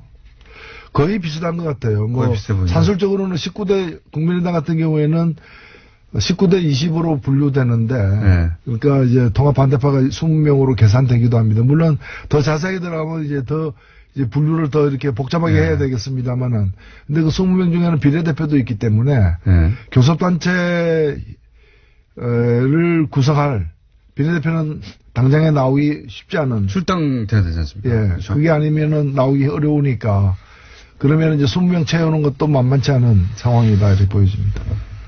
김정은 노동당 위원장 신년사는 어떻게 평가하십니까? 저는 그 한 번의 어떤 그 화해 제스처, 대화 제스처로 그게 뭐 감격해가지고 마치 이제 대화의 시대가 열리라 이렇게 우리가 속단할 수는 없어요. 당연히 그렇죠. 설 전에 다시 미사일 발사할 수도 있고요. 그래놓고 우리가 뭐 평창 올림픽 기간에만 안 쏜다 그랬지 뭐 이렇게 나올 수도 있는 것이고요. 그렇기 때문에 속단할 수는 없지만 그러나 이것이 몇 년 만에 대화 제스처입니까? 그렇기 때문에 이걸 저쪽의 의도가 어떻든 간에 우리는 우리의 의도와 목표를 가지고서 이 기회를 잘 활용해야 된다. 그리고 적극적으로 활용해야 된다. 찬스가 오긴 왔죠. 그건 왔죠. 오히려 사실 작년에 그렇게 많은 사람들이 손가락질 했거든요. 저렇게 미사일 핵 실험 펑펑 해야 되는데 무슨 베를린 선언이고 무슨 운전자론이고 무슨 또 그 대화 제안이고 무슨 또 평창 올림픽이냐. 가능성이 적어 보였지만은 사실은 북도 그런 미사일만 쏠 수는 없잖아요. 그리고 자기들도 미사일의 어떤 그런 핵 증강의 어떤 대가로 뭔가를 또 챙기려고도 할 수밖에 없는 것이 그리고 올 수밖에 없는 일이 좀 더 빠르게 그리고 좀 더 담대하게 제시되었다 이렇게 좀 극적으로 왔죠. 1월 1일부터 이렇게 직접 김정은 발로 이런 제안이 공식적으로 올지는 사실 공개적인 거니까 모두가 그리고 저쪽의 국가 수반이 직접 이렇게 그러니까요. 올림픽 문제까지 거론하면서 얘기한 것은 하겠다는 거죠. 처음이죠. 게다가 양복 입고 넥타이 메고 서방 언론에게는 그게 굉장히 인상적이었던 것 같아요. 그러니까요. 직접 얘기하고 실무자들이 뭐 예를 들어서 과거 같은 경우는 실무 접촉을 해서 이야기를 좀 맞춘 다음에 마지막에 이제 이 양쪽 정상이 뭐 멘트를 낸다든가 하는데 이번에는 제안을 직접 해버린 거 아닙니까? 공개적으로. 그렇죠. 예, 굉장히 과감한 방식입니다, 사실. 자, 주요한 사안들만 훅 짚었는데 다 지나갔어요. 올 한 해 뉴스공장 청취자들에게 노회찬 원내대표의 다짐 이런 거 한번 촌스럽 좀 해볼까요? 예. 예. 뉴스 공장이 촛불 공장이 되는 그날까지. 촛불 공장. 예. 이 한 번 던지겠습니다. 아니, 촛불 다 지나갔는데 뉴스 공장이 왜 다시 촛불 공장이 돼야 됩니까? 세상을 밝히려면은 예. 더 많은 촛불이 필요합니다. 마음의 촛불은 꺼질 수가 없습니다. 납득이 되진 않습니다만은. 받아들이도록 하겠습니다. 자, 오늘 여기까지 하겠습니다. 정의당 노회찬 원내대표였습니다. 감사합니다. 네, 고맙습니다. 자, 과학계에 아무도 아니죠. 권정우 씨 나오셨습니다. 네, 제가 사실 과학계 유재석으로 불리고 있거든요. 주변 일부에서. 사실은 과학을 한 분도 아니고 과학에 대해서 전공한 분이 아닌데도 불구하고 과학계에서 무슨 행사만 하면 요즘 이 원종우 씨가 불러나와가지고. 그래서 과학계 유재석이라고. 과학계 유재석이라고. 계속 밀고 있는데 아무도 안 불러줍니다, 사실. 이게 참 인생이라는 게 어떻게 풀릴지 모른다는 게, 예. 몇 번 얘기했지만 원종우 씨가 정말 과학에 대한 얘기를 하면서 먹고 살게 될 줄은 정말 몰랐어요. 원종우 씨가 어느 날 이게 이제 풀리게 된 계기 중에 하나가 제가 알기로는 UFO에 꽂혀가지고 UFO에 대한 책을 하나 썼어요. 그 딴지일보에 연재했던 거지 않습니까? 그리고 저한테 서문도 부탁해가지고, 예. 저도 썼어요. 이 정도 설득 노력이면은 UFO가 없어도 있어야 되는 거라고. 그렇죠. 썼는데, 거기서부터 조금씩 꾸역꾸역 그쪽으로 가더니, 예. 이제는 정말 국내 내노라는 박사님들 모시고, 토크를 하고 막, 사람이 어떻게 풀릴지 모르겠네요. 네. 여러분. 전공 다 필요 없어요, 여러분. 다 필요 없습니다. 희망을 가지십시오. 인생 이것저것 다 해보세요. 네. 다 해보다 보면 자기한테 맞는 게 뚝 나올 수도 있어요. 얻어 걸리는 게 있는 거죠. 자, 오늘은 뭡니까? 네. 오늘은 개띠니까 올해 개. 황금 개띠라면서요. 왜 황금이 붙는 거죠? 이게 무술년인데 무자에 금이란 뜻이 있대요. 어허. 저도 찾아봤는데 그래서 황금 개띠라고 하는데 그래서 개 이야기를 좀 드릴까 합니다. 개 이야기. 예. 네. 해보세요. 개는 사실 사람이잖아요.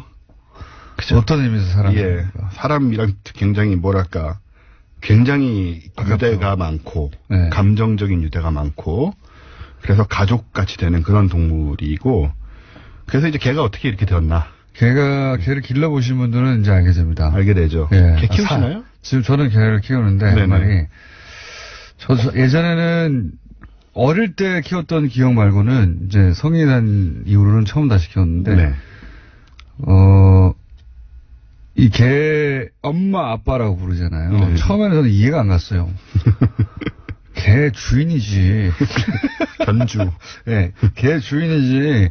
엄마 아빠라고 아기라고 부르고 개를. 네. 한 몇 년 키워보면 그게 다 이해가 갑니다. 그렇죠. 예, 예. 그래서 사실 개가 수학 문제, 미적분 이런 것만 못 풀지 느끼거나 생각하는 게 사람하고 별다를 게 없다. 예. 근데 미적분은 전화 공정제임도 못 푸니까. 풀었던 적도 있습니다. 아, 그래요? 지금 새까맣게 기억이 안 나지만. 네. 예. 어쨌든 개는 사람이다. 예. 그래서 이제 개가 어떻게 이렇게까지 됐을까 네. 생각을 해보면 다들 아시다시피 개는 원래 늑대였잖아요. 그렇게 옛날에. 얘기하니까 그런 줄 아는 거죠. 뭐. 네. 예. 늑대는 되게 사나운 동물인데 예. 왜 이렇게 됐냐고 생각을 해보면 늑대는 굉장히 큽니다. 아주 크죠. 늑대를 개의 크기가 비슷하다고 생각하실 수 있는데 실제 늑대는요. 성인 키를 넘어가는 어마어마한 크기예요. 네. 만나면 죽겠구나 하는 생각이 드는 정도로 큽니다. 늑대는. 근데 얘네 그렇게 사납고 큰 네. 이제 포식자인 맞습니다. 늑대가 이렇게 된 그 배경에는 원래 이제 늑대가 포유동물 중에 가장 사회적인 동물이었다. 네. 그래도 알려져 있잖아요. 예.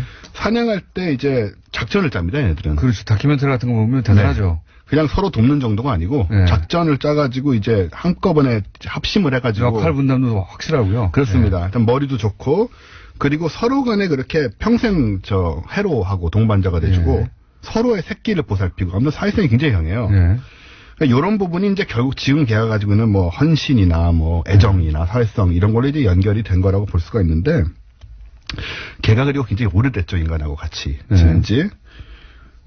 최근까지만 해도 한 1만 2천 년 전 정도라고 생각을 했었어요. 길어야 1만 5천 년이다.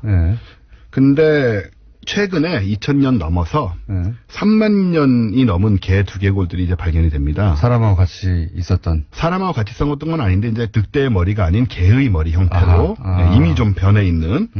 그게 벨기에하고 시베리아에서 발견이 됐어요. 그래서 더 오래된 게 아니냐. 3만 년 이전에 이미 개가 그래서 늑대로부터 분리돼서 그렇죠. 개가 된 게 아니냐. 예, 그런 얘기가 나오고 있죠. 제가 개와 관련해서 읽은 책 중에 가장 그 설득력 있었던 그 이야기가 뭐였냐면 사람이 개를 선택해서 가축화 혹은 뭐 애완동물화 하였다라고 우리는 인간 중심으로 생각하는데 그 시절로 돌아가 보면 뭐 10,000년 전이든 30,000년 전이든 당시만 하더라도 이 개를 예를 들어 늑대의 새끼를 사람이 기르면 당연히 가축화하거나 사람하고 친근했을 거라는 것을 알고서 우리가 데려온 게 아니다. 사람 중심으로 생각하는 게 그런 거다. 그게 아니라 개가 사람이 버린 늑대 중에 일부가 사람이 버린 음식을 먹으면서 인간 주변에 있으면 이롭구나 생각해서 인간 주변에서 그러니까 늑대가 선택했다는 거죠. 예, 사실 그런 얘기가 있고요. 인간과 같이 살기를 선택했다는 설. 예, 맞습니다. 늑대가 와가지고, 그러니까 사실 사나운 늑대를 뭐 사람이 이렇게 해가지고, 뭐 애완동물 하기도 어려운 거고, 늑대가 와가지고 사람 주변에 좀 그중에 순한 애들이, 이제 쓰레기도 먹고 음식 남은 것도 먹고 하다가 순한 애들이 동화가 되면서, 그 순한 애들의 자손들은 또 순하게 또 태어나니까 그러니까 점점 순해졌다. 늑대가 선택한 거지. 사람이 늑대를 선택해서 저 동물은 우리가 인간의 동반자가 될 것이야 하고 알고서 가축한 것이 아니다. 뭐, 그랬겠어요. 그러니까 당시 사람들이. 그게 그렇게 될 거라고 어떻게 알았겠어요. 몰랐겠죠. 그리고 그런 여유가 없었다, 그 시절에는. 그렇습니다. 얘는 일단 무서운 또 포식자인데. 그리고 이제 재밌는 얘기가 뭐냐면, 개가 없었다면 지금 우리의 현생 인류도 없었다는 이야기가 또 있어요. 어떤 의미에서? 이건 무슨 얘기냐면 고생물학자이자 인류학자인 팻 시포먼이라는 사람이 쓴 책에 나오는데 우리 직계 조상이 이제 크로마뇽인 아니겠습니까? 이 크로마뇽인들이 네안데르탈인을 멸종하고 유일한 인간종으로 이제 지구에 살게 되죠. 근데 생각해 보면 네안데르탈인이 키도 크고 뼈도 두껍고 힘도 세고 그렇다고 하더라고요. 심지어 이 뇌 용량도 컸습니다. 머리가 크다고 꼭 머리가 좋은 건 아닙니다. 예, 그 여러 가지 신뢰가 있긴 합니다만은. 근데 원종호 씨가 머리가 굉장히 좋아야 되잖아요, 그러면. 그럼 공론장님도 마찬가지죠. 이 네안데르탈인을 어떻게 이겼을까 크로마뇽인이 또 개를 키웠기 때문이다라는 주장을 했어요. 개가 사냥도 잘하고. 그렇죠. 왜냐하면 이 개가 이제 싸움을 하면은 네안데르탈인한테 크로마뇽인이 지는데 개가 사냥도 하고 싸움도 하고 이제 크로마뇽인을 도와서 그랬다. 융성시켰기 때문에 네안데르탈인을 멸망했다. 그런 설까지 있어서 이게 사실이라면 우리가 개의 도움을 받아서 이제 지구의 인류가 이제 유일한 인류가 된 거다. 그 설이죠, 뭐. 설이죠. 나름대로 뭐 학설인 거죠. 그리고 아까 말씀드린 그 1만 2천 년 전에 옛날에 발견된 그 개화석. 이거는 이제 사람하고 같이 발견된 건데 그때 이 사람이 강아지를 쓰다듬은 채 죽어 있어요. 같이 껴안고 죽었나 보네요. 예, 그러니까 이미 이때부터 굉장히 사람하고 개하고는 지금과 다름없는 유대 관계가 이미 형성되었었다. 그거는 뭐 이미 그 가축화한 개 같은 경우에는 주인 혹은 뭐 동반자를 뭐랄까 따르는 정도가 다른 동물하고는 다르니까요. 그렇죠. 정말로. 개는 사람을 정말 사랑하잖아요. 사랑하는 거 느껴지시죠? 그런 것 같아요. 그냥 본능적으로 사랑하는 것 같아요, 사람을. 자기한테 필요한 걸 다 주니까요. 그게 필요한 걸 안 주는 주인도 따르니까요. 감성이 메말르셨군요. 그 왜 외국 가시면은 소위 말하는 노숙자들 옆에 이제 개 같이 강아지가 있죠. 큰 개도 있어요. 같이 잡니다. 도망 안 가고. 그게 이제 남방 역할도 하고요. 남방 역할도 하고 그리고 또 동종 사는 데도 유리하고. 거리에 도움이 되죠. 그리고 이제 실제 자기 보호도 되고요. 그렇죠. 개가. 여러 용도로 외국의 노숙자들은 거의 많은 경우에 개를 옆에 껴안고 있습니다. 확실히 근데 그런 의도를 알면서도 개를 옆에 데리고 있으면 좀 좋게 보여지는 한편으로는 불쌍하기도 하지만 개가 개한테만 먹을 주고 가는 수도 있습니다. 네, 근데 이제 궁금한 건 뭐냐면 개는 왜 이렇게 종류가 많으냐? 근데 개는 사실 한 종이거든요. 생물종으로 따지면. 한 종이란 말은 모든 개 종류가 다 교배가 가능하다는 얘기죠. 그러니까 새끼가 태어날 수 있고, 그럼 이제 생물적으로는 한 종이라고 얘기를 하는데, 우리 이제 소위 말하는 품종이라고 해서 개 모습이 다른 거는 품종이라고 얘기할 수 있죠. 인간이 인위적으로 그렇게 만들어냈다는 거니까. 그렇죠. 이게 지금 340종이나 됩니다. 그렇게 만들어낸 종이요? 예, 우리가 아는 것만 몇십 개에 불과하지만, 작은 거는 몸무게가 500g부터 시작이 되고요. 아, 그런 거군요. 예. 정말 잔인한 행위예요. 아주 과하게 만든 거죠, 정말로. 네. 실제 강아지가 개가 지탱하기 위해서 필요한 신장이라든가 근육이라든가 이런 게 있는데 그렇죠. 너무 작게 컵에 들어가게 인간이 인위적으로 만들어가지고 건강하게 못 살아남아요. 네, 이 성체 크기가 이렇다고 하는 거니까 이런 개는 한 뼘 정도 길이밖에 안 되는. 정말 잔인한 행위입니다, 사실. 크게는 100kg이 넘는 개까지 있으니까 이게 다 한 종이가 교배가 가능하다. 100kg요? 예. 100kg가 500g짜리를 어떻게. 물리적으로는 안 되지만, 이제, 유전학적으로는 가능하다. 100kg 넘으면 송아지인데, 송아지. 예, 이게 교배를 권장할 순 없죠.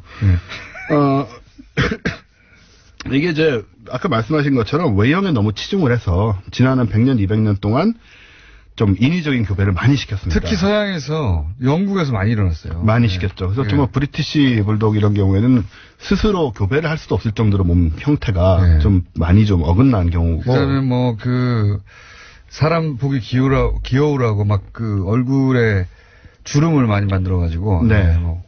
주름이 겹친 상태에 피부병이 많이 발생을 합니다. 그러니까요. 예. 그리고 이제 잔인한 거죠, 진짜. 얼굴 짧은 단두종 개들 있잖아요. 걔네들은 이제 얼굴이 짧아서 체온 조절이 잘 안 된대요. 얼굴에서 이렇게. 생각해보면 우리보다 월등히 지능이 뛰어난 외계인이 인간이 귀엽다고 조그맣게 만들고 막 피부 늘어지게 만들고. 그렇습니다. 피부병 걸리게 만들고 그런 거거든요. 예. 잔인한 거예요, 사실. 그리고 이제 닥스훈트 같이 다리 짧은 개들은 원래 이제 짧았지만 더 짧게 만든 거라 보통 이제 다리 4개짜리 개들은 허리 디스크가 안 생기는데 동물들은 이 개는 이제 닥스훈트는 허리 디스크 위험이 항상 있다고 해요. 아, 너무 짧아서? 예, 너무 짧아가지고 이제 비율이 안 맞으니까. 그거 못하게 해야 된다고 봅니다, 저는 사실. 사실 요즘 들어서 문제가 제기가 되고 있습니다. 게다가 이걸 하려면 또 계속 근친 교배를 해가지고 순종을 만들어야 되기 때문에 이제 유전병. 어디 있어요? 다 이미 교배에서 만든 그렇죠. 그래서 유전병의 위험이 생기는 거죠. 근친 교배 때문에. 그래서 우리가 좀 알고 있어야 된다 이런 거를 그런 생각이 들고. 그리고 개 능력이야 다 아시는 것처럼 후각은 인간의 이게 학설이 여러 가지던데 최소한 100배에서 심지어 100만 배에 이를 수도 있다는 연구가 있더라고요. 감은 안 와요. 100만 배가. 100만 배는 어느 정도일까요? 100만 배라는 건 뭘 구분할 수 있다는 겁니까? 마약 복견들 계산하는 건 아는데. 예, 마약 탐지하는 거가 흔히 알려졌는데 암의 냄새를 맡아서 암을 탐지하는 개들이 있어요.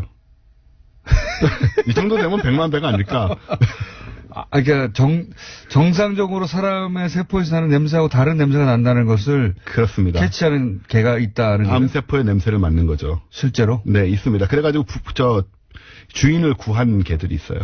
오. 주인 몸에 암세포 냄새를 맡아가지고 계속 짖고 어떤 특정 부위에 대해서 앓고 병원에 가봤더니 거기에 암이 있는 겁니다. 이야. 예, 이렇게 인간을 구하는 개도 있다. 잘 안 씻어서 그런 거 아닐까요? 그 부분, 암 부분을 우연히. 어쨌든 실제 나중에 알고 봤더니 우리 집 개가 계속 그 특정 부위를 핥고 짖고 해서 이상해서 병원에 갔더니 거기 암이. 네네. 암이다. 몇 건이 있었어요. 아, 그래요? 예. 오, 대단하네. 그래서 아무튼 개가 이렇게 대단한 동물이니까 참 가족같이 잘 살아보자. 올해. 과거하고 전혀 상관없는 얘기였습니다. 자, 원정호 씨였습니다. 감사합니다. 감사합니다. 안녕!